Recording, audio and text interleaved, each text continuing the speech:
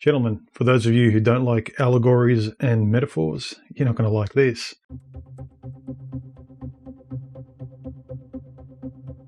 Okay, so Jill meets Jack and they hit it off. And so Jack finds Jill refreshing to the routine he's been used to thus far. And Jack realizes he feels so good because he's so open and honest and he just wants to let it all out. Jack realizes he feels alive and he wants to keep that feeling going. He doesn't want to walk on eggshells or be afraid of somehow losing this open feeling he feels right now. So he lays all his cards out on the table. He'd rather lose it all now honestly rather than be blindsided in the future by hiding who he is because he simply doesn't want her to leave or doesn't want her to see a side of him that he's not proud of or, that he's hiding or something. So he's honest about who he is, not for her, but for himself. Now, I contend this is a good thing. So they get to know each other, they get talking. So as Jack is blown away by the intimacy and openness of meeting such a refreshing person and the way he feels about it, he wants to keep this going. So he says to her, "We connect. I feel like I can tell you anything. And look, I don't want to walk on eggshells. I don't want to be afraid of losing something that can be potentially good by holding my cards back and then revealing things that you never signed up for or you don't like about me. I want it all out in the open." And I contend this is a good thing, not for Jill, but for Jack.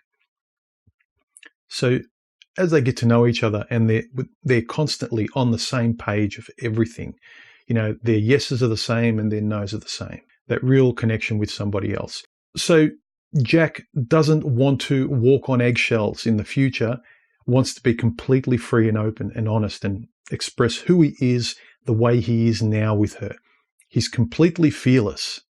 Remember that, completely fearless, and he wants to remain completely fearless in the future. That's the reason for the honesty. So Jack says to Jill, "Look, we connect, and we both agree we want to go up that hill together. But let me just tell you, all I want on that hill when we get there is water. That's all I want. So I'm just letting you know now, I don't want anything else. All I want is water on our journey there. That's all that I want with you." And Jane agrees. Of course. Water is all that's important. Of course. As everybody knows, money can't buy you water. And Jack agrees because he says, "That's great, because as far as I'm concerned, there is only water on top of that hill.